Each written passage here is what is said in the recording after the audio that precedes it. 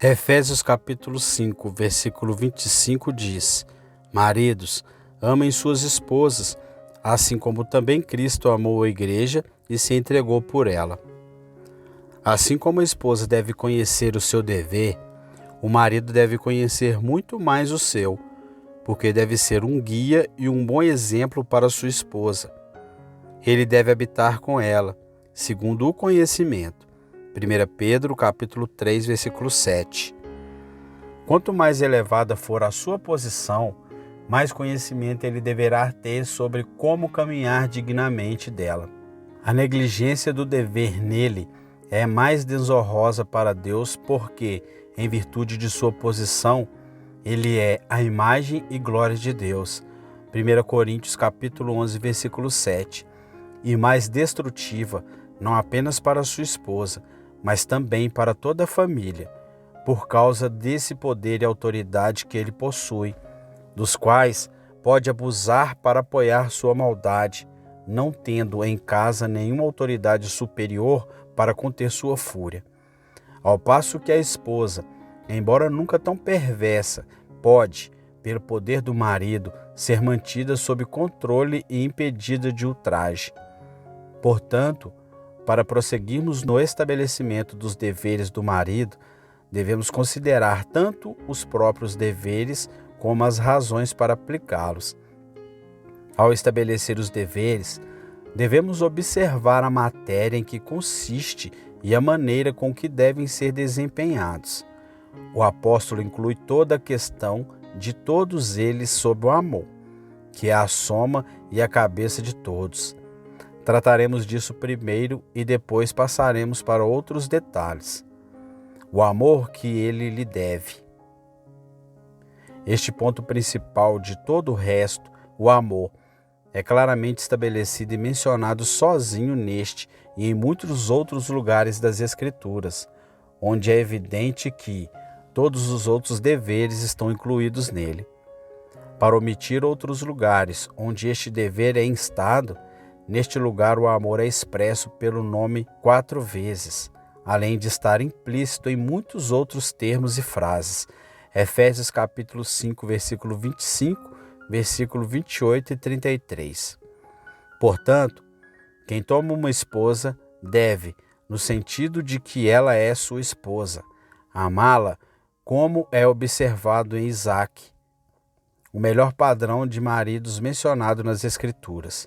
Ele tomou Rebeca e ela se tornou sua esposa e ele a amou. Gênesis capítulo 24, versículo 67. Muitas boas razões para isso podem ser dadas. Primeiro, porque nenhum dever da parte do marido pode ser cumprido corretamente, a menos que seja temperado com amor. O apóstolo exorta todos os cristãos a fazerem todas as coisas em amor. 1 Coríntios capítulo 16, versículo 14. Muito mais aos maridos. Embora em posição estejam acima de suas esposas, o amor não pode ser esquecido.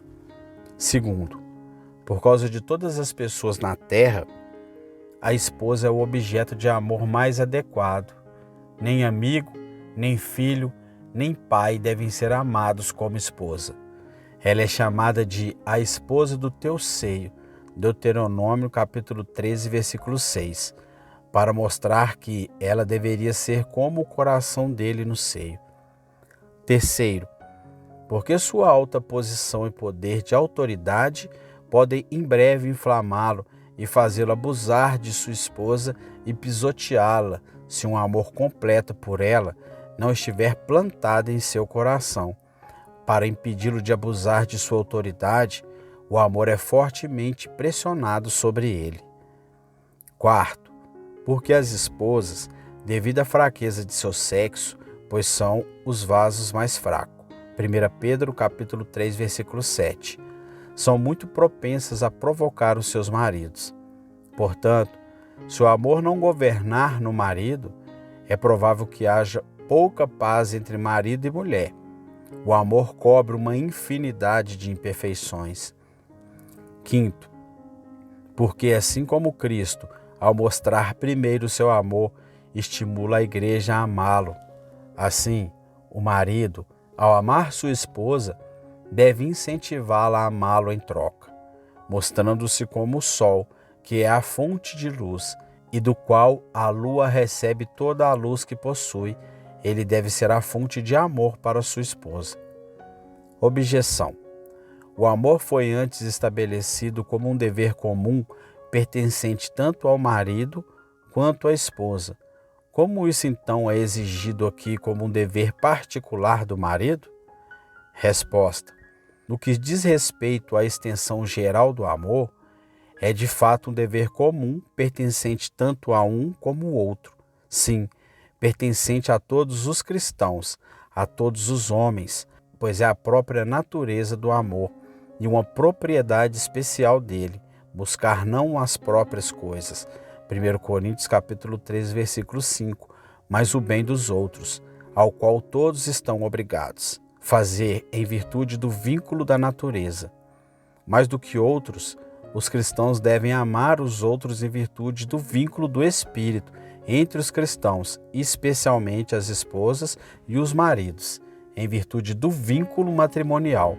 Dos casais, sobretudo dos maridos, em virtude da sua posição e responsabilidade.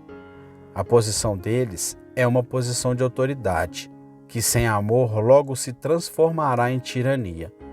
A sua responsabilidade é, sobretudo e acima de tudo, procurar o bem das suas esposas.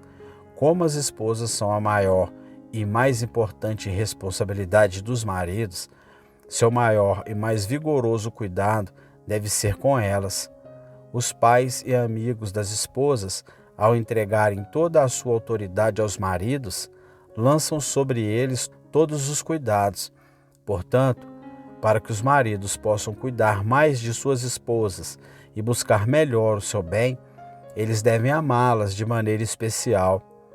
Acima de tudo, os maridos são obrigados a amar e, acima de tudo, a amar suas esposas. Assim, esta afeição de amor é um dever distinto em si mesmo, especialmente pertencente ao marido, e também uma condição comum que deve ser unida a todos os outros deveres do marido, para temperá-los e adoçá-los. Sua aparência, sua fala, sua conduta e todas as ações que ele tem a ver com sua esposa devem ser temperadas com amor. O amor deve manifestar-se nos seus mandamentos, nas suas reprovações, nas suas instruções, nas suas admoestações, na sua autoridade, na sua familiaridade, quando estão a sós, quando estão em companhia diante de outros, nos assuntos civis, nas reuniões religiosas. Importa em todos os momentos e em todas as coisas.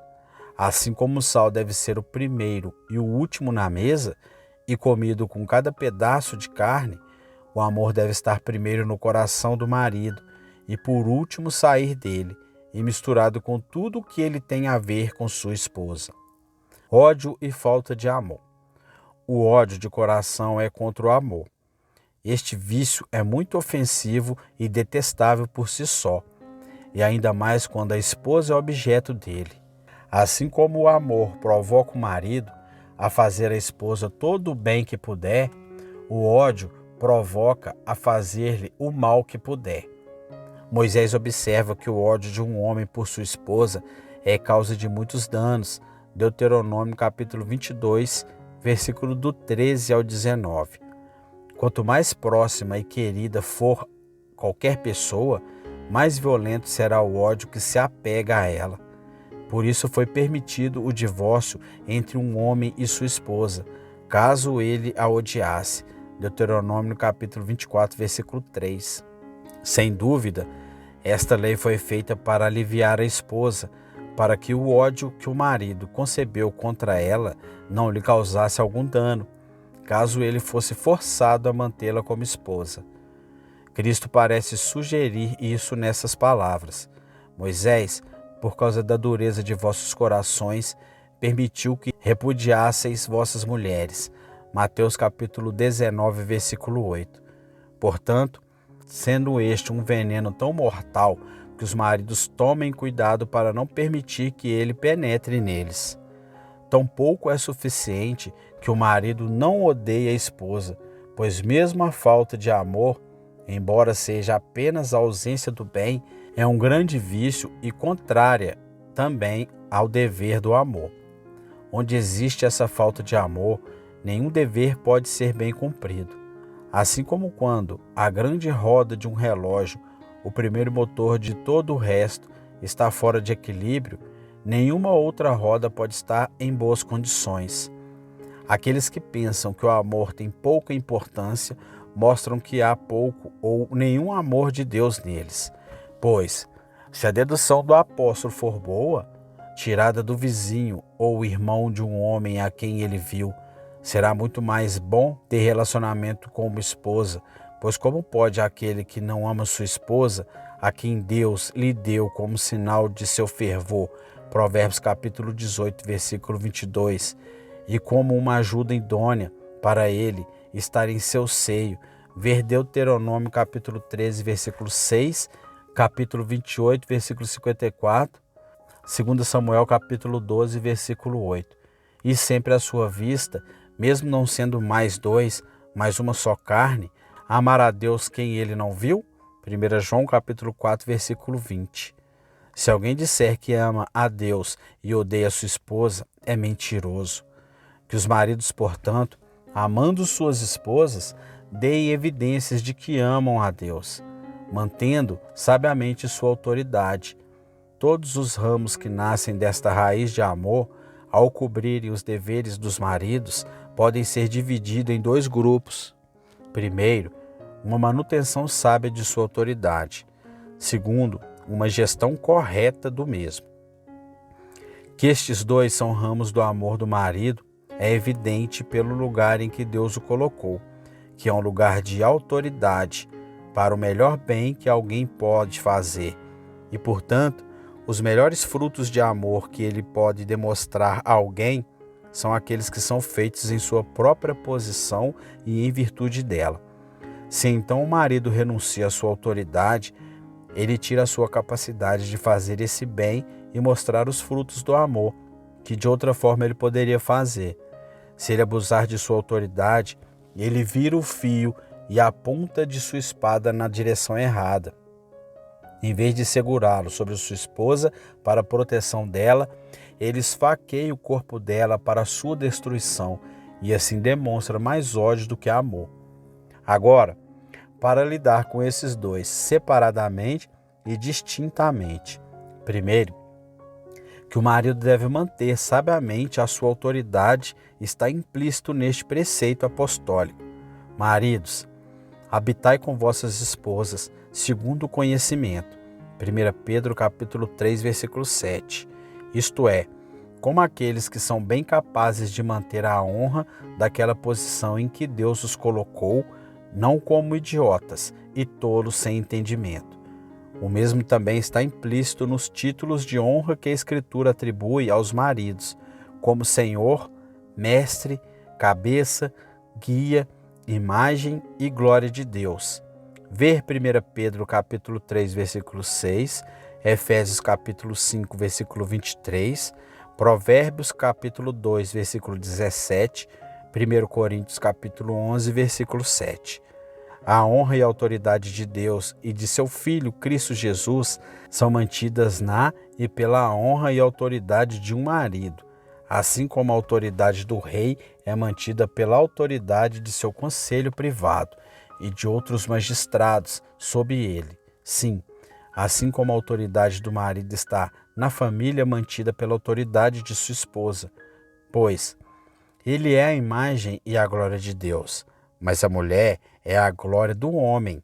1 Coríntios capítulo 11, versículo 7. O bem da própria esposa é, portanto, também muito promovido, assim como o bem do corpo é ajudado pela permanência do chefe em sua posição. Se a cabeça fosse colocada sobre qualquer uma das partes do corpo, o corpo e todas as suas partes certamente sofreriam muitos danos. Mesmo assim, a esposa e toda a família sentiriam o dano da perda de autoridade do marido. Pergunta: Está no poder do marido manter sua própria autoridade? Resposta: sim, mais nele do que em qualquer outro.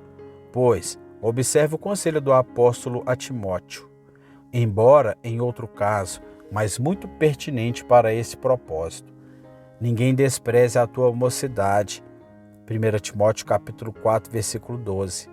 Estava, portanto, nas mãos de Timóteo manter a sua honra e não permitir que ela fosse desprezada, e o mesmo acontece com o poder do marido. Pergunta: qual a melhor forma de um marido manter sua autoridade?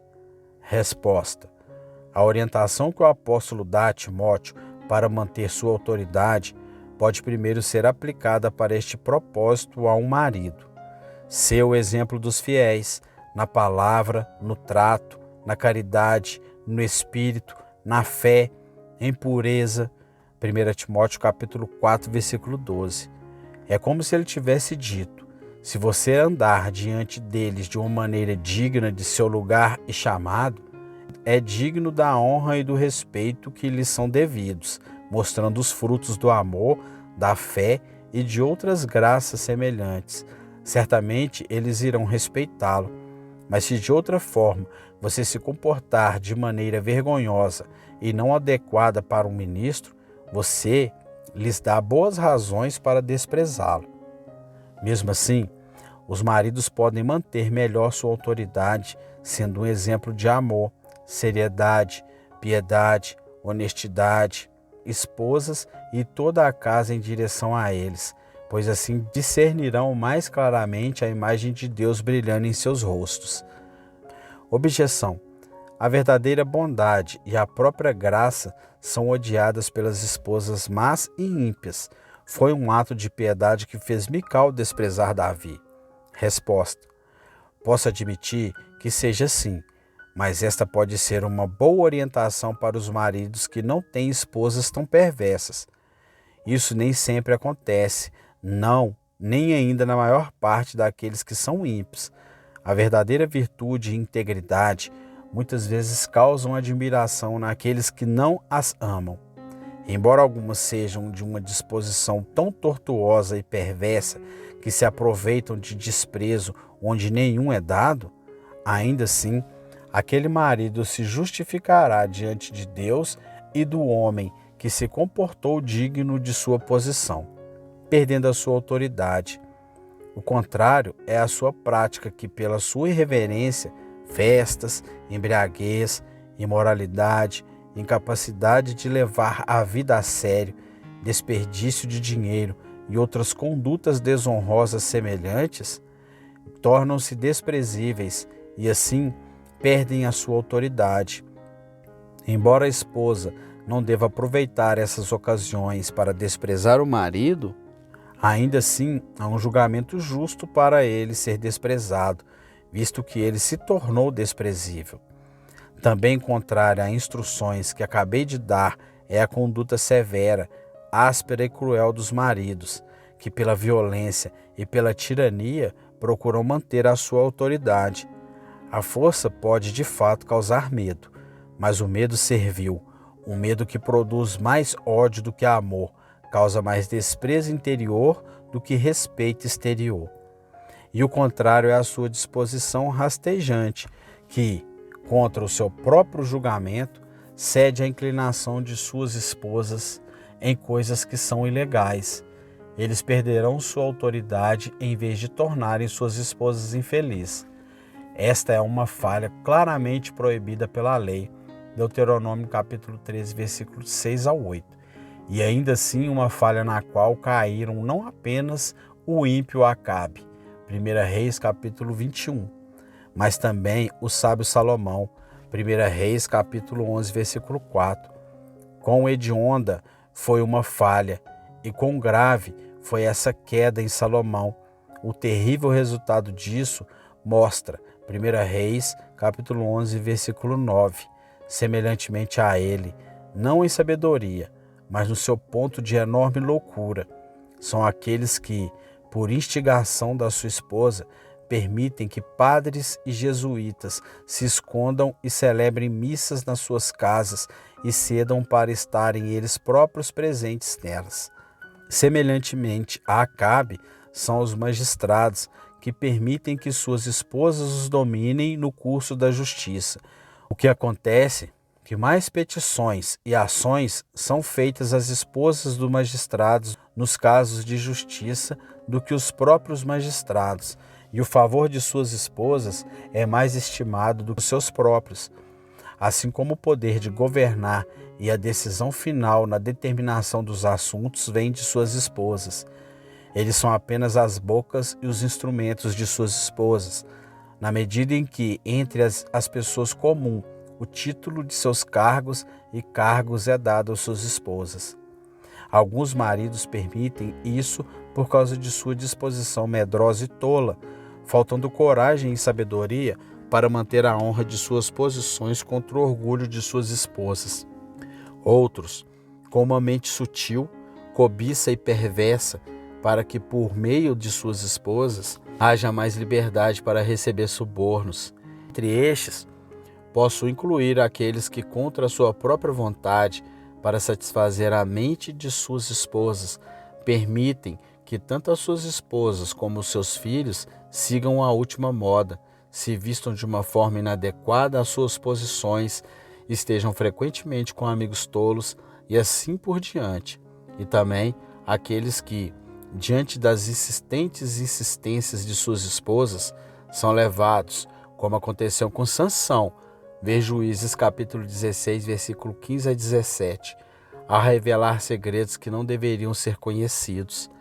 Os maridos podem ouvir as sugestões de boas coisas de suas esposas, mas podem não obedecê-las em coisas más. Se o fizerem, sua culpa será dupla, ao fazerem o mal e ao perderem sua autoridade. Portanto, que os maridos estejam muito vigilantes contra as más instigações de suas esposas. Satanás trabalhou para derrubar Jó por meio de sua esposa. Jó capítulo 2, versículo 9. E com isso, ele corrompeu a muitos hoje em dia. Autoestima por sua posição. Tal como a autoridade deve ser bem mantida, também deve ser bem gerida. Para o que são necessárias duas coisas: o marido deve respeitar ternamente a sua esposa e deve cuidar dela com cuidado. O terno respeito do marido pela esposa é tanto interno quanto externo. Internamente, em relação à opinião que ele tem dela e afeição por ela. Externamente, em relação à sua conduta para com ela. Para a opinião interior do marido sobre a sua esposa, duas coisas devem ser avaliadas: sua posição e sua pessoa. Primeiro, a sua posição é de fato um lugar de subordinação e submissão, embora seja o mais próximo possível da igualdade, um lugar de direitos partilhados em muitos aspectos, em que o marido e mulher são, de certa forma, até associados e parceiros. Disto, segue-se que o marido deve considerar sua esposa uma colega de trabalho e companheira. 1 Pedro capítulo 3, versículo 7. Este é um ponto de honrar a esposa, e está implícito naquela frase pela qual o fim de fazer uma esposa é anotado em Gênesis capítulo 2, versículo 18, que em nossa Bíblia em inglês é traduzido como encontra-se para ele, palavra por palavra, como antes dele, isto é, como ele mesmo, alguém em quem ele pode se ver, ou mesmo, para usar a palavra do nosso apóstolo, a si mesmo. Efésios capítulo 5, versículo 28. Essas frases implicam uma espécie de comunhão, como também os muitos privilégios que são comuns a ambos. Assim como o reconhecimento pela esposa da posição mais elevada do marido é a base de todos os seus deveres, o reconhecimento do marido pela comunhão que existe entre ele e sua esposa o fará se comportar de maneira muito mais amigável, íntima e amorosa, e de todas as maneiras que convierem a uma pessoa, bom marido para ela. Comunhão entre marido e mulher, apesar de sua subordinação. Objeção: a comunhão entre marido e mulher não pode subsistir com a subordinação e submissão da esposa. Resposta: eles têm mentes muito pequenas e não conseguem ver como podem se unir. Não existe uma comunhão entre magistrados superiores e inferiores em relação aos seus assuntos? As Escrituras mencionam uma comunhão entre Cristo, o cabeça, e outros santos, em relação à glória da qual todos são feitos participantes, pois nos chamam de cordeiros de Cristo.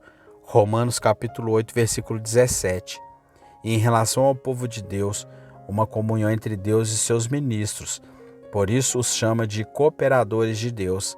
1 Coríntios capítulo 3, versículo 9. Ainda assim, ninguém pode negar que os santos e ministros sejam subordinados e submissos a Cristo e a Deus. Mas para responder diretamente à objeção, primeiro, pode haver não apenas comunhão, mas também igualdade em algumas coisas entre aqueles que, em outras coisas, são subordinados e sujeitos, como entre marido e mulher no poder dos corpos um do outro, pois nisso a esposa, assim como o marido, é ao mesmo tempo um servo e um mestre, um servo para entregar seu corpo, um mestre para ter o poder sobre o dele. Segundo, pode haver comunhão nas mesmas coisas em que há subordinação, pois a comunhão abrange a coisa em si, a subordinação a medida e a maneira. Ao dar luz, o sol e a lua têm comunhão, mas na medida e na maneira a lua está subordinada. A lua tem menos luz que o sol, e o que ela tem, tem do sol. No governo, o rei e outros magistrados têm comunhão, mas na medida e na forma de governo estão subordinados a ele. Assim é entre o marido e mulher. Em muitas coisas em que há comunhão, a esposa é, no entanto, subordinada, de modo que a subordinação pode estar associada à comunhão.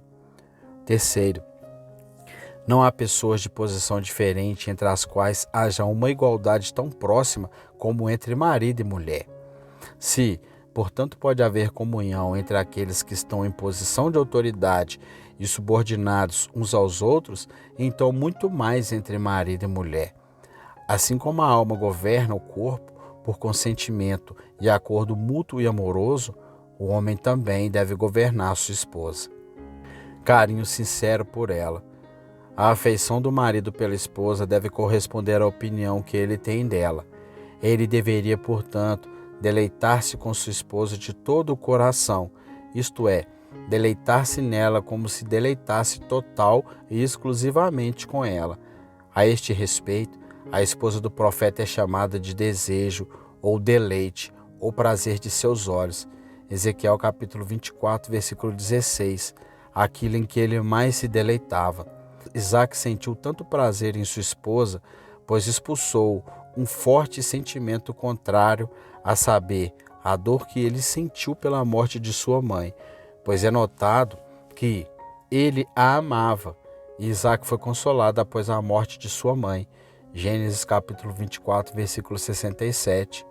Esse tipo de afeto o sábio expõe elegantemente com essas palavras: alegra-te com a esposa da tua mocidade, seja ela como a corça amorosa e a corça agradável, e seja sempre arrebatado pelo seu amor. Provérbios capítulo 5, versículo 18 e 19. Observe aqui tanto as metáforas quanto a hipérbole, que são usadas para demonstrar o prazer do marido pela esposa. Nas metáforas, observe novamente as criaturas às quais uma esposa é comparada e os atributos dados a elas. As criaturas são duas, uma corça e uma ova, que são as aves fêmeas de um servo e de um servo. Agora, nota-se no caso do servo e do corso, que, de todos os outros animais, eles são os mais apaixonados, como posso falar, por seus companheiros e até mesmo loucos em seu calor e desejos por ela.